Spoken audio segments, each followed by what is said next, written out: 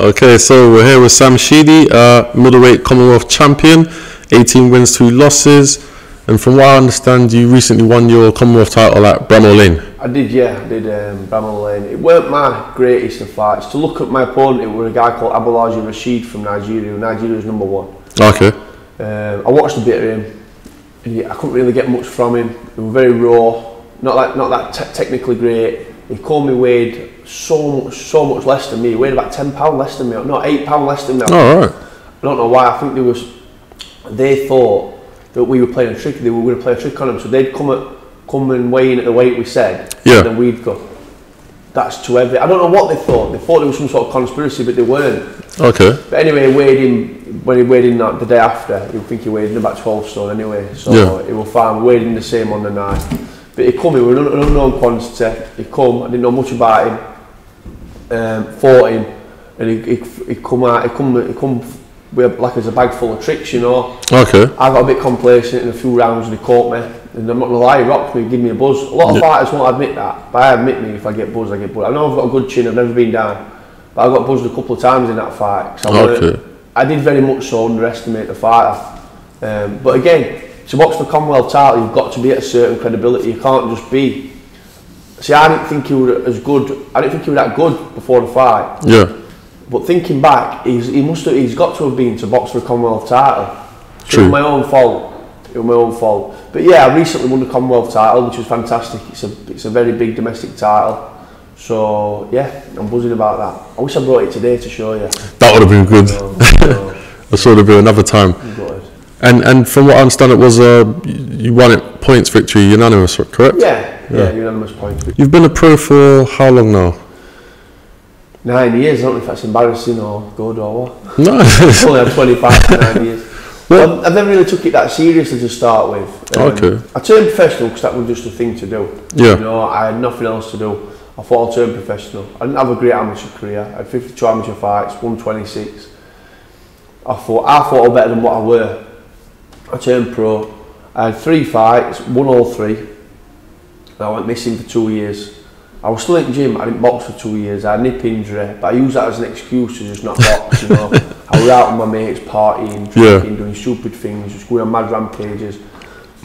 And then when I ever boxed, I just tried, all I wanted to do was get in and need a last bell. That's the honest truth. That's all I wanted to do. I wanted to get in, have my hand raised, done and dusted, that's it. Right, so all I wanted to do was get in the ring, box, get my hand raised, however it went. I always wanted to win, so I get my hand raised, go out, drinking, eating, doing stupid things, partying with my mates. That's all I wanted to do. Yeah, as a young man. Exactly. So I was in no man's land for about 2 years. I had 1 fight, boxed on Sky TV on Ryan Rhodes' undercard for the European title. Boxed a guy called Terry Carruthers. I won that fight. Oh, okay. Then I had another year out for another strange injury, whatever it were. I need to find myself again. Another hip injury. Another hip injury. I need to find myself again. Yep. And then I come back, I had my 5th fight under AJ Hobson, who's helping to promote me. He's a very good friend of mine, he's helping to promote me as well. Okay. I had my 5th fight, 6th, 7th fight, and my 7th fight boxed the Central Area title, which were great. But I still just wanted to get my hand raised so I could still just go out party.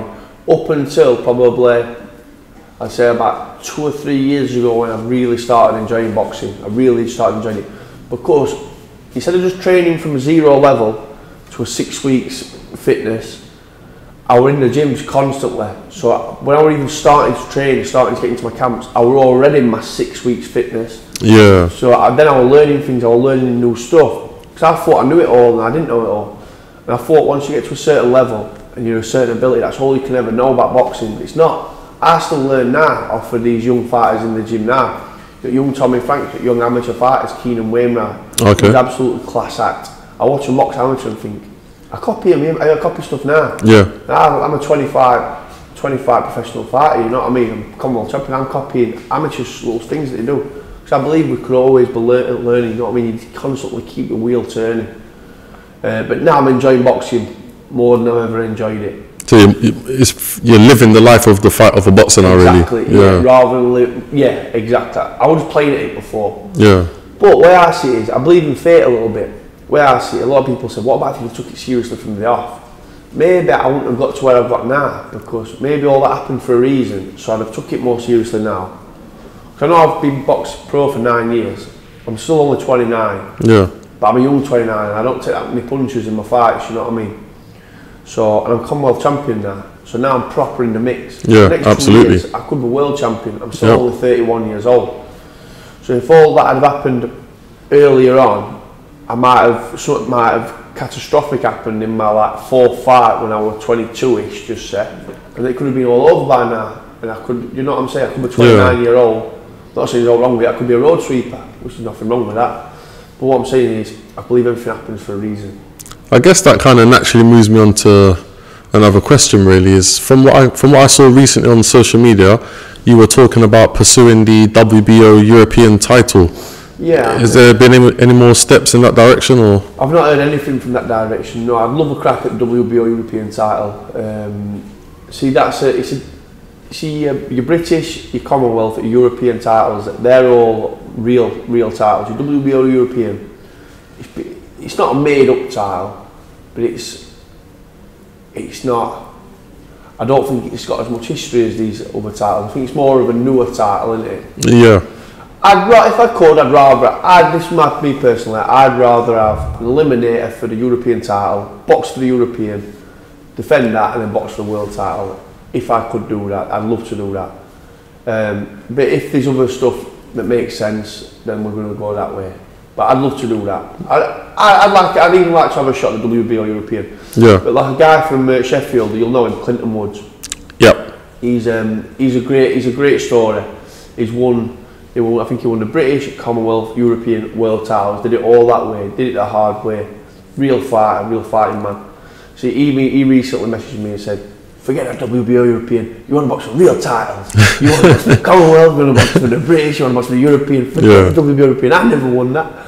But I understand what he's saying, but at the same time it's another belt. You know, if I can't get the European now, but I could box a WBO European, then the European, I'd like to do that. It's another belt, and it's another fight, you know. And with that said, would the WBO European put you in a position where you could become mandatory for the WBO World?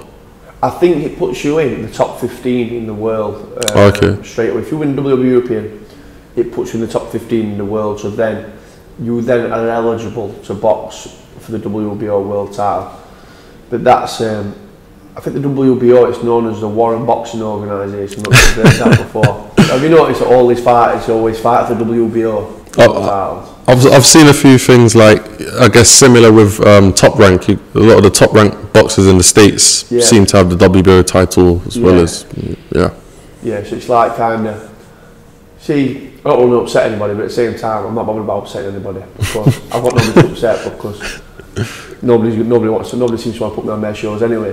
Because who wants a horrible, awkward southpaw? It turns up to win. He's awkward, he's tricky. And he's probably going to beat your guy. So who's going to want me? You know what I mean? So I don't mind upsetting anybody anyway. Yeah. It's corrupt. But the world's corrupt, isn't it? Yeah, absolutely. Couldn't disagree with that. We just need to get on the right side of the corruption. That's what we need to do.